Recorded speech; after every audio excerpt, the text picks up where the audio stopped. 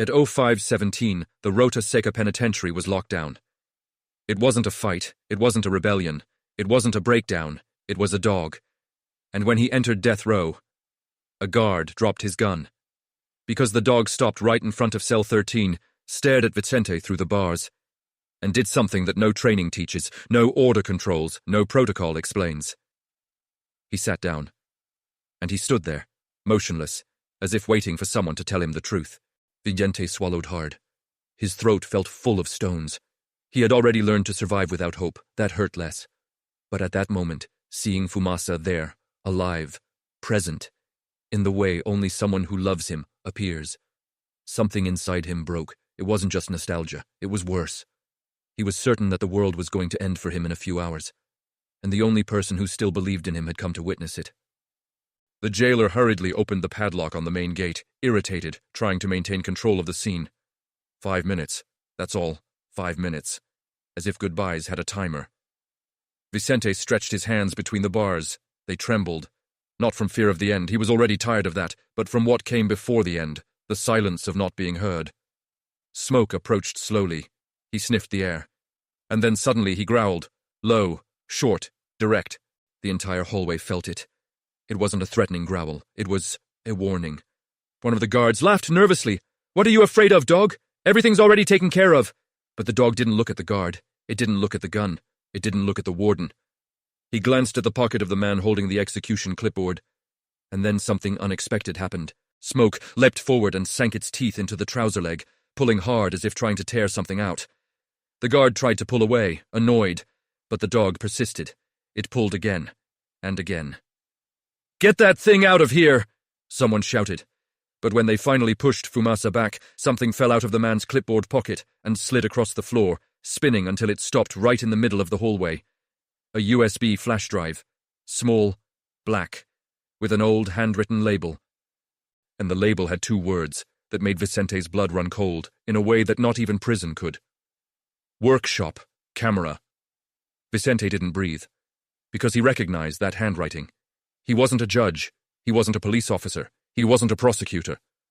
It belonged to a customer of the repair shop, a customer who, on the day of the crime, showed up running, trembling, asking Vicente to fix a car, and left too quickly, as if he were running from his own smell. And Vicente never told anyone this. He never had the chance, nobody wanted to hear it. The case was resolved quickly, nice on paper, ugly in life. But now, the flash drive was right there, on death row, in the pocket of someone who shouldn't have any of that. And Fumasa, panting, with a firm gaze, looked at Vicente again as if to say, and now? The warden tried to pick up the flash drive casually, as if it were trash. Take the animal back, and clean this up. But a younger guard, one of those who hadn't yet turned to stone inside, spoke without thinking. Sir, why was that in your pocket? Silence. Not the normal silence of a prison. The silence that comes when a lie senses it is about to die. The warden pressed his lips together. His gaze swept the corridor as if searching for an exit. That's none of your business. And then Vicente did the only thing an innocent person at the end of the world can do. He spoke. No speeches, no pretty appeals, no pleas, only the raw truth. This flash drive doesn't belong to you. The voice came out hoarse, but it came out. It's from my workshop. I haven't seen it since the day you caught me. The warden took a step toward the cell.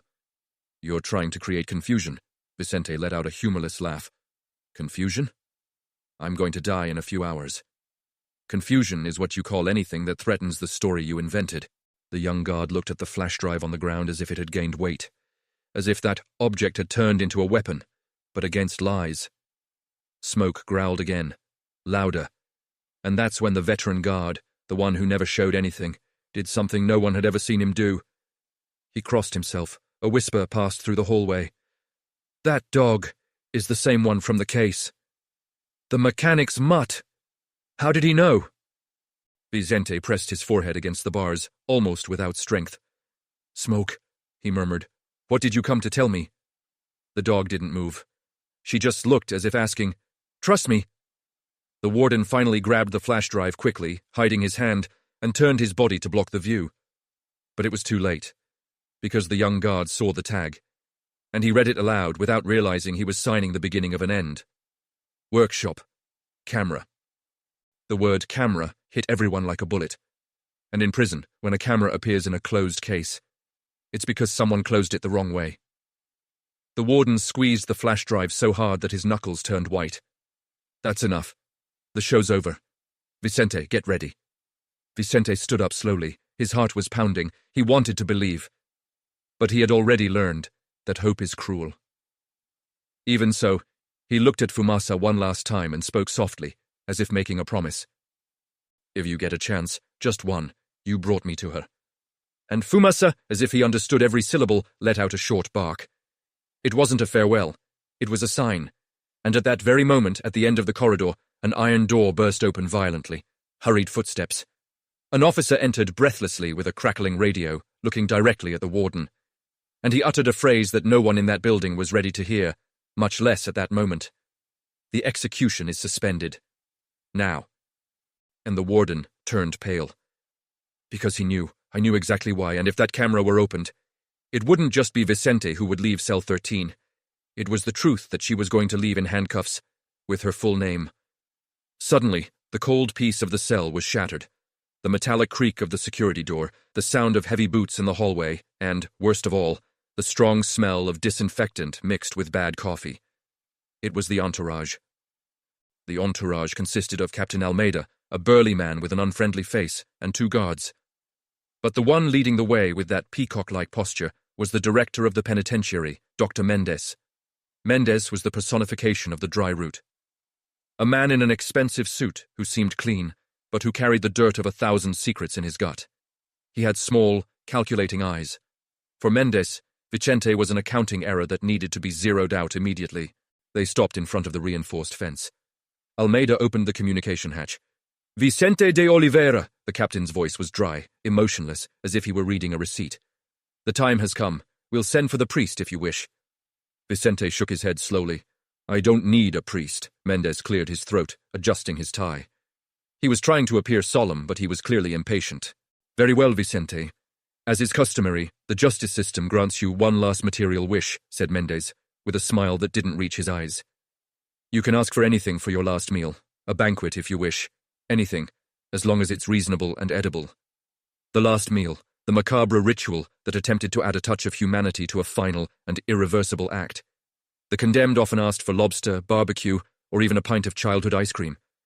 Vicente looked at Mendez, then at the cement floor. He took a deep breath, and when he raised his head, there was a determination that surprised even Captain Almeida. I don't want food, Dr. Mendez, said Vicente, and his usually low voice echoed in that death cell.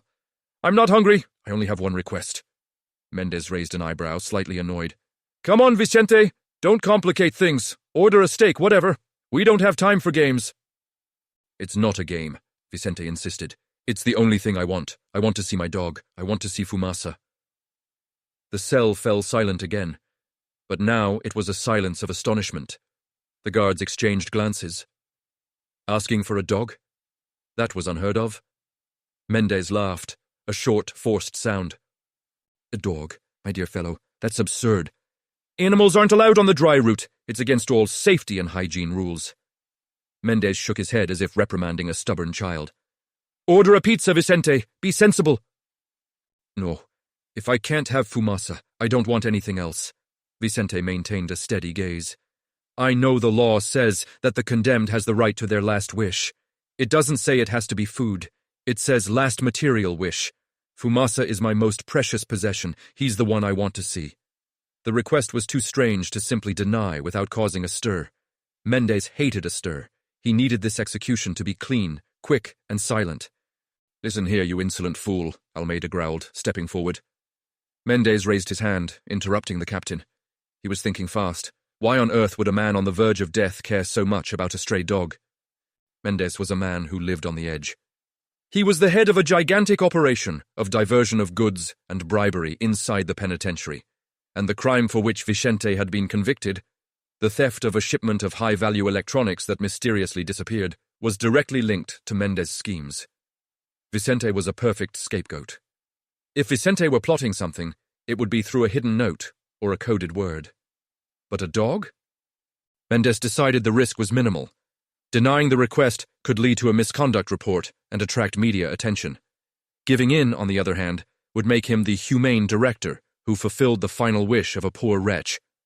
"All right," Mendez sighed dramatically, as if making a huge sacrifice. "You win! It's a terrible precedent, but in the name of compassion, I'll allow it. Where is that dog?" Vicente felt a small tremor of hope. Something he thought had died months ago. "He's with Donna Lucia, my neighbor.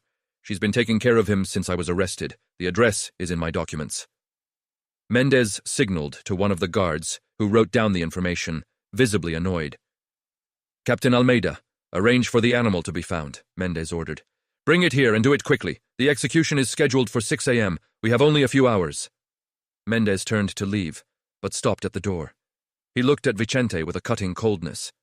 "Vicente, you wasted your last chance to have a decent meal because of a bug. I hope you don't regret it in your final moments." "I won't regret it, Doctor," Vicente replied, with the certainty of someone who knows he made the only right choice. "Fumasa is the only truth I have left," and with that the entourage departed, leaving behind only the echo of their boots and a faint whiff of cynicism. The story of how Vicente, the mechanic, ended up on the dry route is a story of how honesty can be dangerous in a crooked world. Vicente had his workshop, small but honest, in the industrial district. He was known for being good at what he did and for never sticking his nose where it didn't belong. And of course, for always having Fumasa nearby. The dog was his shadow, sleeping under the raised cars or sniffing out parts on the ground. The problem started when he did a job for a guy called Zebucho. Zebucho was one of Mendez's right-hand men outside of prison, the man responsible for moving the stolen goods. One day, Zebucho took a van to Vicente to get it fixed. The van had engine problems, but what caught Vicente's attention wasn't the noise, it was the smell. It wasn't the smell of burnt oil. It was a strange, metallic smell, mixed with something he couldn't quite identify, but which Fumasa smelled with unusual intensity. While tinkering with the engine, Vicente noticed that the van's side panel had been recently modified. Curious, and perhaps that was his mistake, he opened the secret compartment. And what did he find? It wasn't drugs, nor weapons. It was boxes, and more boxes of high-end electronics, sealed with counterfeit import labels. These were goods that should have been seized by the federal police, but were being diverted to the black market. Vicente closed the compartment immediately. He was honest, but he wasn't stupid. He knew he had stumbled upon something big and dangerous. He finished the repairs and handed the van over to Zebucho, acting as if nothing had happened. But Fumasa, my friends, Fumasa didn't forget. The dog remained agitated for days. He sniffed the workshop floor, the entrance, as if the smell of that van had become ingrained in the air. 2 weeks later, the circus collapsed. The shipment of electronics disappeared from a secure warehouse, and, worse, the guard responsible for the warehouse was found dead. Mendez, who was behind the whole scheme, needed a quick scapegoat to divert attention, and who better than the mechanic who had worked on the transport van? Zebucho, under pressure, pointed his finger at Vicente. He said that the mechanic had discovered the merchandise and, out of greed, had planned the robbery and killed the guard to keep everything for himself. The main piece of evidence? A screwdriver belonging to Vicente, with his fingerprints on it, which was found at the crime scene.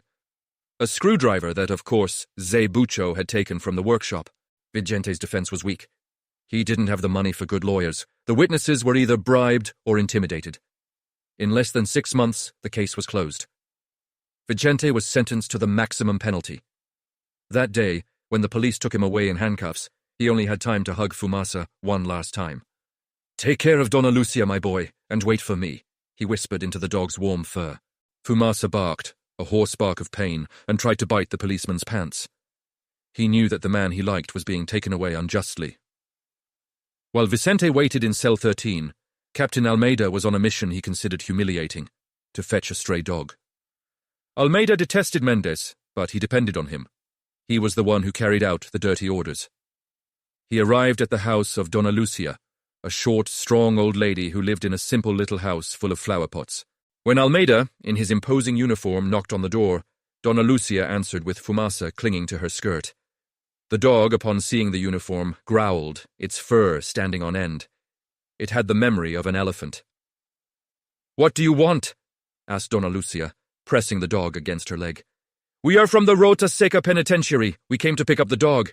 He was requested by the convict Vicente de Oliveira. It's his last wish." Donna Lucia paled.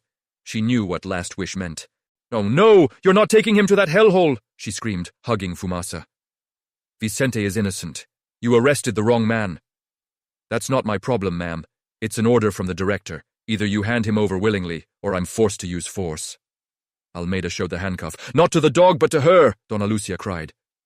She looked at Fumasa, who was trembling but still growling at the captain. "Smoke, my son," she said, kneeling down. "You need to go. You need to see Vicente. Be strong." The dog stopped growling and licked her face. It seemed to understand the seriousness of the situation. Almeida grabbed an iron leash. He tried to put it around Fumasa's neck, but the dog recoiled, suspicious. "Don't use that, please," Donna Lucia pleaded, her voice choked with emotion. "He only trusts his own leash. It's that old leather one." Almeida reluctantly took the leather leash the old woman had indicated. As soon as he smelled the familiar scent of the leather, Fumasa allowed the captain to guide him. The drive back to the dry route was tense. Smoke was restless in the back seat of the police car. He was sniffing everything, the upholstery, the air. He was on high alert. When they entered the prison gates, the dog went crazy. He began to bark desperately, a sound rarely heard there, a mixture of fear and rage. He was sniffing something familiar, but out of place. Back at Rota Seca, Director Mendez was in his office, sipping an expensive whiskey. He was anxious, but not because of Vicente. He was anxious because Vicente's execution was the green light for the next step in his scheme. Eliminating Vicente would close the theft case and ensure that no one else would link the workshop van to the missing shipment. It was a guarantee that his diversion operation would remain profitable. Suddenly, the communication radio crackled. "Director, Captain Almeida is returning, with the animal. Send him to my office. I want to inspect this witness," Mendez ordered, letting out a dry laugh. A few minutes later, Almeida entered Mendez's room, pulling Fumasa by the leash. The dog was strong and struggled against the leash. He kept sniffing the floor, the furniture, the walls. Mendez looked at the animal with disdain. An ugly mongrel. Is that why the guy is dying, because of that flea-ridden creature? Mendez grimaced. "Tie him up in the corner, Captain. I'll take a look at him before sending him to the condemned man." As soon as Fumasa entered the room, he stopped struggling with the guide. He sniffed the air. And then he fixed his eyes on Mendez. The dog began to growl, a low, deep sound that came from its throat. Mendez, who was afraid of dogs, took a step back. "What's wrong, buddy? Calm down!" Fumasa, ignoring Almeida, tugged at the leash and lunged toward Mendez's desk. He didn't attack the director. He attacked the Persian rug beneath the desk. The dog began digging frantically with its front paws, tearing up the expensive carpet. "Stop that, you wretched beast!" Almeida shouted, pulling the leash forcefully. Smoke barked an alarming bark and continued digging, focused on that specific spot in the ground. Mendez was pale with rage. "Get that animal out of here! Now!" Almeida managed to drag the dog away, but the rug was destroyed. And underneath the rug, the wooden floor was visibly loose. Mendez looked into the hole. He knew exactly what was there. "Captain," Mendez said, his voice low and dangerous. "You didn't see anything, understand? Absolutely nothing. Tie that dog up in the waiting room and take it to the condemned man as soon as I give the signal, and make sure it doesn't cause any more damage." Almeida nodded, confused but obedient. He took Fumasa to the visitor's waiting room, a cold cubicle, and tied him to a chair leg. The dog stopped barking, but its eyes were fixed in the direction of Mendez's office. It had caught the strong metallic smell it had detected in the van months ago, the smell of stolen goods. And the smell was there, hidden beneath Director Mendez's floor. Smoke knew he was nearby. The hours dragged on, slow and painful. The clock on the wall of cell 13 seemed to tick louder than usual. Vicente was strangely at peace. He was going to see Fumasa. He was going to have one last moment of truth before facing the darkness. Around 4 a.m., the noise returned, but this time it wasn't the heavy footsteps of the guards. It was a different sound, more hurried, and a muffled bark. Vicente jumped up. The cell door opened. Captain Almeida entered, pulling Fumasa along, who was panting and excited. "You have 10 minutes, said Almeida, without looking at Vicente. The moment Vicente saw Fumasa was the most real thing that had happened on the dry route since he was imprisoned. The dog, forgetting its leash, darted around the cell. He jumped onto Vicente, his front paws on his owner's shoulders, letting out groans of joy and relief. He licked his face, his neck, his calloused hands. "My boy! My Fumasa!" Vicente hugged him tightly, burying his face in the dog's fur. The tears he hadn't shed out of fear or anger, he shed there out of pure emotion. Fumasa was agitated, but happy. He sniffed Vicente's clothes, his shoes, as if he were cataloguing the smell of the prison, and then he stopped. Fumasa stepped back a little and looked into Vicente's eyes with that canine intelligence that seemed to understand everything. He let out a low bark, as if he were telling him something important. He began sniffing the cell frantically. The dog wasn't looking for food or affection, he was looking for something more. Vicente, who knew Fumasa better than he knew himself, noticed the change in the dog's behavior. "What's wrong, my son? What are you feeling?" he whispered. Smoke stopped in front of the door, sniffing the threshold, then turned and sniffed Captain Almeida's boot. The dog growled again, the growl that Vicente recognized as a warning signal. Almeida tensed. "Get that thing away from me, Vicente! Time is running out!" Vicente grabbed Fumasa by the neck. "Captain, Fumasa doesn't like lies," said Vicente, looking at Almeida. "He doesn't like the smell of dirt." Almeida ignored it. He was focused only on the clock. Vicente hugged the dog again, feeling the warmth of its body. He knew that Fumasa had sniffed something out inside the penitentiary. The dog was trying to tell him that the truth was near. But how can you use a dog to prove innocence, just hours before the end? Vicente had an idea, a crazy, desperate idea, but the only chance he had left. "Captain Almeida," Vicente called, his voice calm. "I know my time is running out, but I have one last request, which isn't material, but it's nice. I want to make a final statement, and I want Director Mendez to be present to hear it." Almeida rolled his eyes. "A statement? Just say it, Vicente. We don't have time for a show." "No, it has to be in front of him. I'm going to confess. I'm going to tell the truth about the robbery and the murder," said Vicente. Almeida hesitated. A final confession was gold for Director Mendez. It would close the case, once and for all, without loose ends. "I'll inform the director," said Almeida, picking up the radio. Mendez was back in his room, trying to disguise the hole in the carpet with a flower pot. He was furious about the scene with the dog, but the news of the confession calmed him down. "He's going to confess? Excellent." Mendez smiled. "Tell him I'll be there in 5 minutes. Prepare the interrogation room and bring the dog along." Mendez wanted the dog to be there. He wanted to see Vicente's despair, his final surrender, before being taken away. It was his sadistic way of ensuring that his victim wouldn't come back to haunt him. Vicente was taken to the interrogation room, a small room with a metal table and a bright light. Fumasa was beside him, tied up, but quiet, sniffing the air. Mendez entered the room, accompanied by Almeida and a clerk. "So, Vicente," said Mendez, sitting down. He crossed his arms, exuding power. "You've decided to clear your conscience? That's wise. Tell us the truth." Vicente looked at the director. His gaze was like steel. "I'm going to tell the truth. But not the truth you expect," Vicente began, and the room tensed. "I'm innocent. The screwdriver was planted. The robbery and the murder weren't committed by me. They were committed by people inside this penitentiary, people who use this place as a hideout and escape route for stolen goods." Mendez lost his smile. "You're delirious, Vicente. That's slander." "It's not slander. It's what Fumasa showed me," Vicente said, pointing to the dog. Everyone looked at Fumasa, who was standing quietly, watching Mendez with frightening intensity. "Fumasa smelled the stolen goods in my workshop when Zé Bucho left the van, and today he smelled the same smell in here. A strong metallic smell, mixed with the smell of fear and dirt," Vicente continued, his voice gaining strength. "He smelled that smell when he was brought in from the street, and he smelled that smell when he passed by your office, Director Mendez." Mendez stood up, slamming his hands on the table. "Enough of this charade. Take this dog away and prepare the condemned man." "No!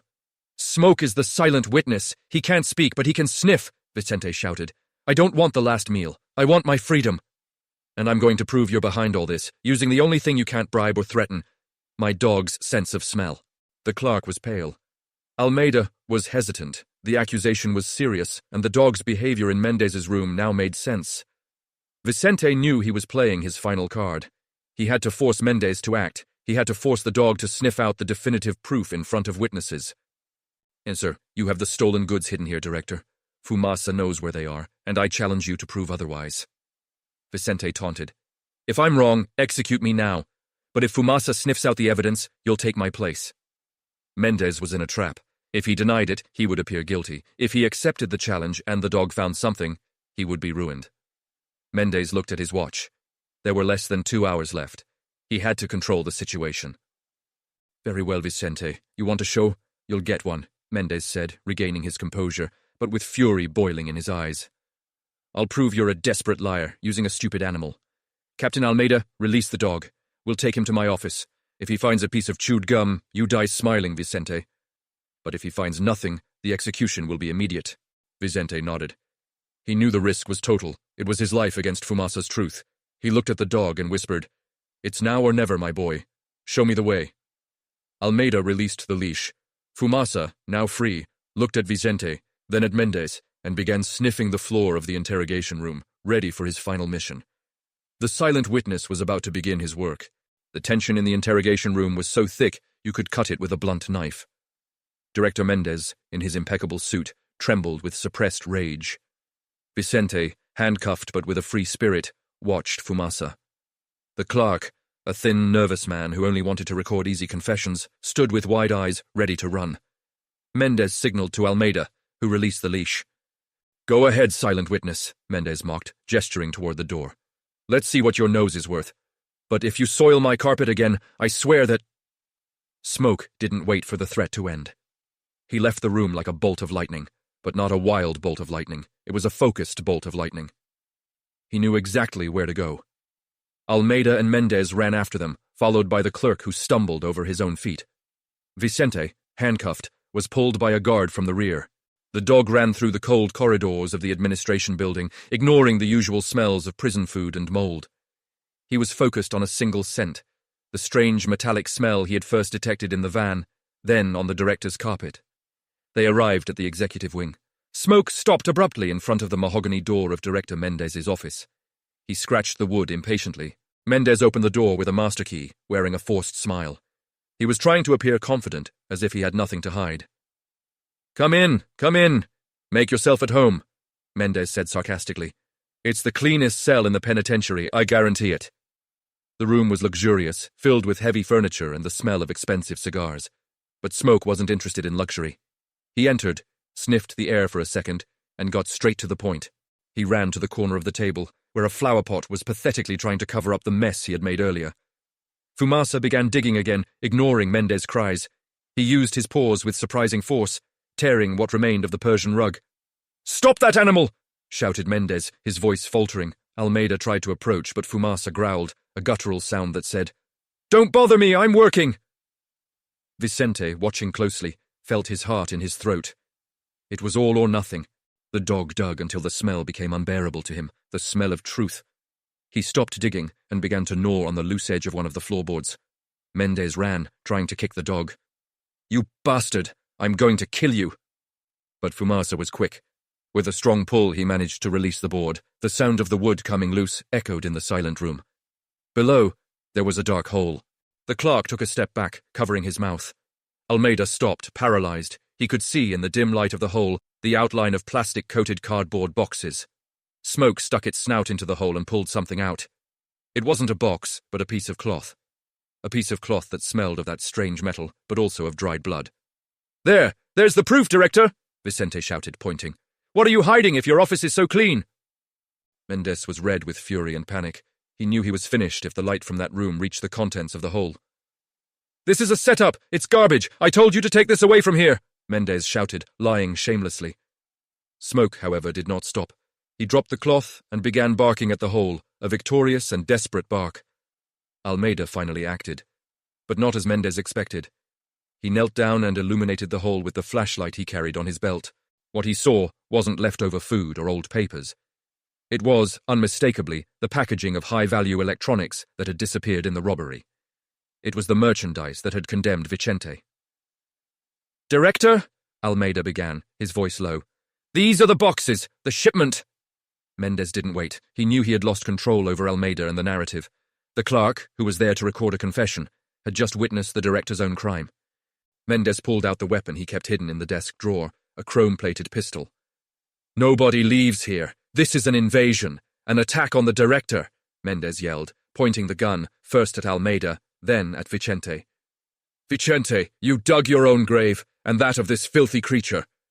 Vicente instinctively positioned himself in front of Fumasa, despite being handcuffed.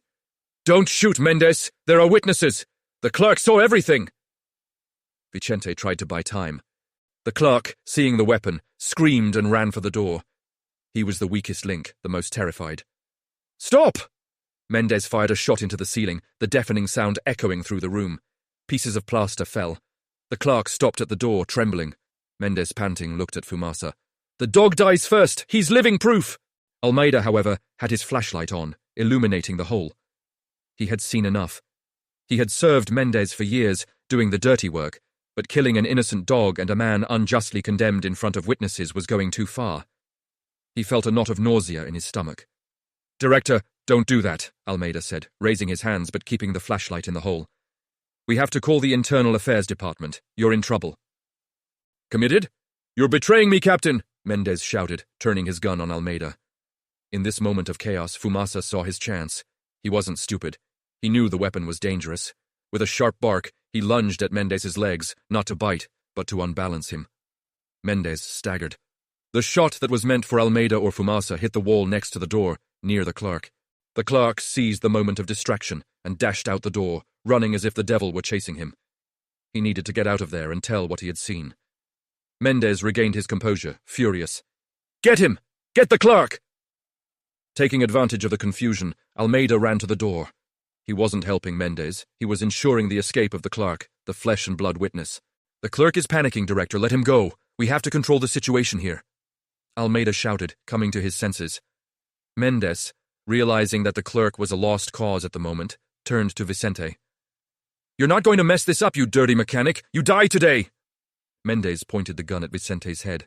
Vicente closed his eyes, but he didn't flinch. He had proven the truth. At least I die innocent, knowing that you are a rat. Vicente spat the words out. Suddenly, Fumasa, with the speed that only fear and loyalty can provide, bit Mendez's wrist hard. It wasn't a savage bite, but a strategic one, intended to disarm him. Mendez let out a cry of pain, and the pistol fell to the wooden floor, sliding under the table. Almeida acted quickly. He threw himself on Mendez, knocking him down. The captain, despite being a brute, was now fighting for his own survival and, somehow, for a shred of honor. The fight was quick and ugly. Almeida was stronger than Mendez, but Mendez was desperate. Guard! Guard! Help! Mendez shouted, trying to reach the weapon. Vicente, still handcuffed, kicked the gun away. Almeida managed to immobilize Mendez by pressing his knee into the director's back. Captain, you are committing a very serious act of insubordination, Mendez shouted, spitting. I'm saving my skin, Director. And maybe a little bit of my soul, Almeida replied, breathless. He looked at Vicente. The dog proved his innocence. It's time to stop this nonsense. But Rota Seca was not a place where justice prevailed easily. The sound of gunshots and screams had alerted the other guards in the administration. Within seconds, the door was broken down by 4 armed guards, led by Lieutenant Barros, a man loyal to Mendez. They saw Almeida immobilizing the director, the hole in the ground, the dog barking, and Vicente in handcuffs. What's going on here? Barros shouted. Mendez, seeing the reinforcements, shouted, Arrest Almeida! He tried to assassinate me and free the condemned man, and shoot that animal! Barros and the guards hesitated for a moment. Almeida was the captain, but Mendez was the director, and the man with the gun was him. It's a setup, Lieutenant! Look at the hole! It's hiding the stolen goods! Almeida shouted, trying to get up, but Barros had already made his decision. Loyalty to power and fear of punishment were stronger than the truth. 2 guards immobilized Almeida, quickly handcuffing him. Another guard pointed his gun at Fumasa.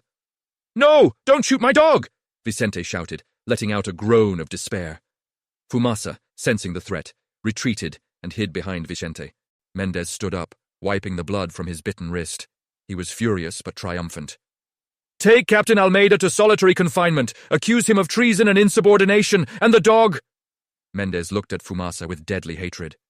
The dog is proof of a security breach. Take him to the killing kennel, immediately. Vicente's heart sank. He had managed to prove his innocence, but now the witness would be silenced forever. Mendez, you can't do that. That's murder, Vicente shouted, trying to break free. It's just following hygiene rules, Vicente. Mendez smiled, a cold and cruel smile. You've had your show. Now go back to cell 13. The execution has been brought forward. It will be in half an hour, and this time, there will be no delays. The guards dragged Vicente out of the room, while one of them, a brute named Josias, grabbed Fumasa by the neck. Smoke lingered, scratching the ground. He looked at Vicente one last time, and in his eyes there was a mixture of despair and a silent promise. Vicente was thrown back into cell 13. He was exhausted, handcuffed, and with the bitter taste of defeat in his mouth. He had come so close. Fumasa had found the evidence, Almeida had testified, and the clerk had fled. But Mendez, the cancer of the dry root, had managed to control the damage. He heard the footsteps receding. And then, the most terrifying sound of all, the distant bark of Fumasa being led to the slaughter kennel. Vicente threw himself against the bars. "Smoke! No, let him go!" But there was no answer, only the heavy silence of approaching death. Meanwhile, the dry root was in silent turmoil. The clerk, who had seen Mendez draw his weapon and concealed ammunition, did not run for the main exit. He was smart enough to know that Mendez would close the gates. He ran to the archives area, where he knew there was a long-range communication radio that was rarely used. His name was Elias, and he was terrified. He dialed the number he had memorized in his teens, the number of an uncle who worked at a small newspaper in the capital. "Hello? Uncle Julio, it's me, Elias. I'm on the dry route. I need help now." Elias whispered into the radio, his voice trembling. "Director Mendez. He's corrupt.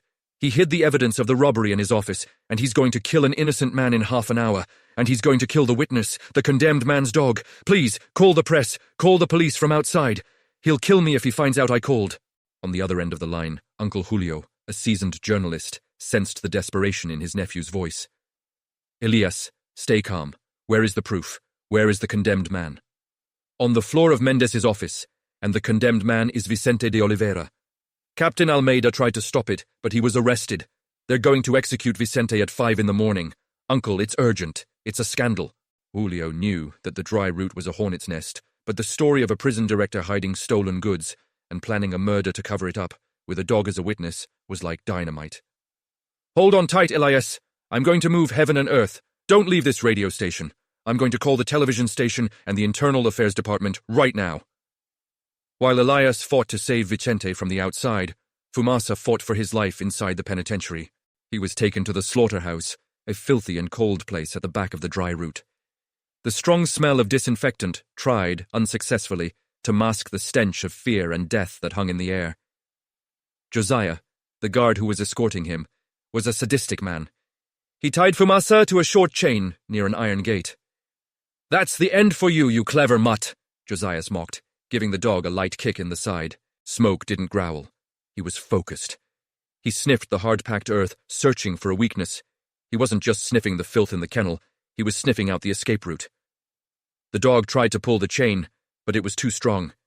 He knew he had to get out of there, and more importantly, that he had to go to Vicente. Suddenly he caught a familiar but faint scent. A human smell, mixed with the scent of sweat and frustration. It was the smell of Captain Almeida. Smoke began to waft up the concrete wall beside him. He could hear a muffled groan from the other side. Almeida was in solitary confinement, a tiny, dark cell. He was handcuffed and furious. He had lost everything for a fraction of a second of decency. Smoke scratched the wall, right where the smell of Almeida was strongest. "Stop it, you animal!" shouted Josias, who was finishing filling out the emergency euthanasia paperwork. Fumasa stopped scratching and began barking, a specific bark that Almeida recognized as a cry for help. Almeida, on the other side of the concrete, heard the barking. He knew it was the dog. "Smoke? Is that you, kid?" Almeida whispered. The dog barked again, and then went back to sniffing at the base of the wall. Almeida, understanding the urgency, began kicking the wall where he could hear the dog.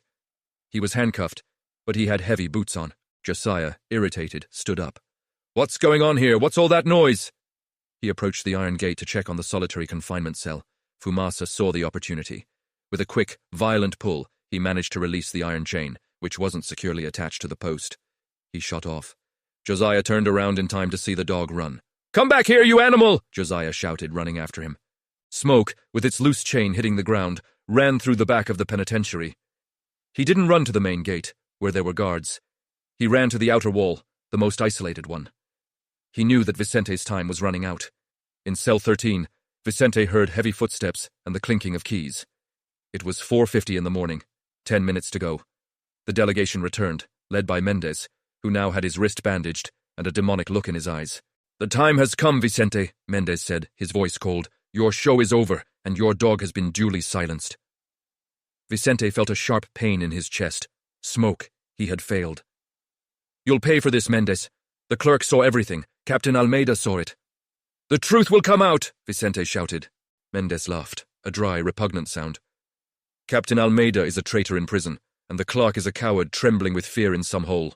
Nobody will believe them. The case is closed, Vicente. You are the thief and murderer, and now you will pay. The guards entered the cell and began to put the last handcuffs on Vicente, preparing him for the final walk. Meanwhile, outside, in the darkness before dawn, Fumasa reached the outer wall. He sniffed the base, searching for a gap. The wall was high, made of reinforced concrete, but the dog didn't give up. He knew his owner's life depended on him. He found a small crack near a sewer drain. The smell of metal and dirt was strong there. Smoke began digging in the loose earth with its paws and snout. It didn't stop. It dug with the fury of someone on a life-or-death mission. He heard the sound of sirens in the distance. They weren't prison sirens. They were street sirens. Uncle Julio, the journalist, had been quick. He had called the police internal affairs department and the TV stations, selling the story of the corrupt director and the canine witness. The press was on its way. Vicente was taken from his cell. He was walking down death row, with Director Mendez walking beside him, whispering threats and taunts. You traded your life for a mongrel, Vicente. It was a fair trade, Mendez hissed. At that moment, Fumasa succeeded. He dug deep enough to squeeze his body through the crack in the wall, scratching himself, but managing to get out. He was free. Smoke rushed toward the sounds of the sirens. He needed to find the humans who were coming, and he needed to guide them. Vicente was in the final room, the execution room. The lethal injection was prepared. Mendez stood there, observing everything, savoring the victory. Any last words, Vicente? Asked the doctor, his voice monotone. Vicente looked at Mendez. Yes, you won't get away with it. Fumasa will be back. Mendez laughed. Fumasa is either dead or fleeing to the mountains. It doesn't matter. You're finished. Suddenly, the radio in the room crackled, loud and urgent. Director Mendez, we have a problem. The press and the Internal Affairs Department are at the gates. They're demanding entry. They're talking about a fugitive clerk and a hidden shipment. Mendez paled. The clerk had spoken. The truth was at the door. It doesn't matter. Proceed with the execution, Mendez shouted, desperate. But the order did not come from Mendez, but rather from a commanding voice over the radio. Director Mendez, immediately stop the execution of Vicente de Oliveira. I repeat, stop it immediately. The voice belonged to a colonel from the Internal Affairs Department. Mendez was furious. He picked up the radio. This is Director Mendez. I don't take orders from anyone. The condemned man will be executed. Before he could hang up, the sound of an angry bark echoed, not through the radio, but from outside the execution chamber. Smoke had arrived. He ran ahead of the cars from the Internal Affairs Department and the press, barking and guiding them directly into the heart of the dry route. The main security gate creaked, forced open by outside authorities. Mendez looked at the doctor. Do it now! Quickly! The doctor, nervous, hesitated. The Internal Affairs Department was there. At that moment, the door to the execution chamber was broken down, not by guards, but by a group of men and women in Internal Affairs uniforms and press vests, led by a grim-faced colonel. And in front of everyone, breathless but triumphant, stood Smoke. The silent witness had brought justice to the dry route. He ran to Vicente, ignoring everyone else, and jumped onto the table, licking his owner's face, who was crying with relief and gratitude. Mendez was surrounded. His expression of triumph had turned into utter defeat. Colonel, this is an invasion of federal property, Mendez tried to argue. The colonel from the Internal Affairs Department, an austere man, looked at Mendez. Director Mendez, you are under arrest for obstruction of justice, corruption, and attempted murder. Clerk Elias gave his testimony, and Captain Almeida, who is in solitary confinement, confirmed the location of the stolen goods. Mr. Oliveira's dog, Fumasa, is living proof of your dirty deeds. The game is over. Vicente, still handcuffed to the execution gurney, embraced Fumasa, feeling the dog's warmth and the smell of earth on his skin. The dog had done what no lawyer or judge had been able to: prove the truth. The dry route, the kingdom of Mendez, was crumbling around them. The sun was beginning to rise, and for the first time in months, Vicente felt that the day would not be his last, but rather the beginning of a new life. The colonel from the Internal Affairs Department, a man with a furrowed brow as if he didn't like trouble, gave the most important order of that morning, and perhaps of his career. Release the condemned man, and handcuff the director. Now. The execution chamber turned into controlled chaos. The internal affairs agents, quick and efficient, surrounded Mendez, who was still trying to argue, shouting about his rights and the illegality of the invasion. But nobody listened to him. The television cameras were already on, focusing on the hole in the floor, the stolen merchandise on display, and above all, on Vicente, the man saved at the last second. The doctor, relieved not to have to perform the final act, trembled as he released Vicente's handcuffs. The mechanic, still lying on the stretcher, felt the weight of freedom returning to his wrists. And Fumasa, my friends. Fumasa was the star. He wouldn't let go of Vicente. He was on top of him, licking the tears of relief that streamed down his owner's face. The journalists, ignoring Mendez being dragged out in handcuffs, knelt down to film the dog. "You are free, Vicente," said the colonel, adjusting his cap. "The evidence found in Director Mendez's office is more than enough to overturn your conviction. He orchestrated the robbery. You are innocent." The word echoed in the room like music. Innocent. Vicente got up from the stretcher, staggering. He hugged Fumasa so tightly that the dog let out a whimper. "Thank you, my boy. You saved me," he whispered in the dog's ear. The colonel signaled for Captain Almeida to be brought in. The former captain, pale and with his uniform crumpled, was released from solitary confinement. He saw Mendez being led away and shook his head. "Captain Almeida," the colonel called sternly, "you will be investigated for complicity, but your actions in protecting the clerk, Elias, and later in confirming the accusations, will be taken into account. You are in custody, but not as a traitor." Almeida looked at Vicente. There was regret in his eyes. "Vicente," he said, his voice hoarse. "I'm so sorry. I knew the screwdriver was planted. I turned a blind eye for too long." Vicente simply nodded. There was no time or space for forgiveness there. The focus was on freedom. The rest of that morning was a marathon of bureaucracy and shock. Vicente was taken to a secure room, where he gave his detailed testimony. He recounted the story of the van, the smell, the fear, and how Mendez had used him as a scapegoat. Clerk Elias, who had run to the radio, was found and taken in for questioning. He brought with him the records of strange visits to Mendez's office and the suspicious orders for guard movements that he had kept, not out of fear of using them, but as a precaution. The Internal Affairs Department, acting under pressure from the press outside, did a swift job. The shipment of electronics was removed from the hole in the ground at Mendez. And Smoke? Smoke was acclaimed. He was fed the best meat the dry root could find and given fresh water. He was irrefutable proof that the law of men is not always just, but that truth has an infallible scent. It took a whole week for the paperwork to be fully resolved. A week in which Vicente was under protective custody, but as a key witness, not as a convict. The news spread throughout the country. The silent witness case made headlines. Mendez's trial was swift. With physical evidence of the robbery in his office, Elias's testimony, and Almeida's confession about the scheme to plant evidence, Mendez had nowhere to run. He was sentenced to a heavy penalty for corruption, embezzlement of public funds, conspiracy, and, most seriously, for orchestrating the murder of the warehouse guard and the attempted murder of Vicente. The ultimate irony. Dr. Mendez, the man who controlled the dry route, was transferred to a maximum security penitentiary on the other side of the state, far from his power and comforts. He would be just another number, hated by the common prisoners for being a corrupt former director. Vicente, on the other hand, had his conviction overturned and his record cleared. He was no longer Convict 13. He was Vicente de Oliveira, the innocent mechanic. The day Vicente finally left the dry route was quite an event. He didn't go through the main door, where the press was still camped out, but through a discreet side gate. He was wearing simple clothes, the same ones he had worn when he was arrested, now clean. He weighed 20 kilos less, and the morning sun seemed too strong for his eyes, accustomed to the darkness of the cell.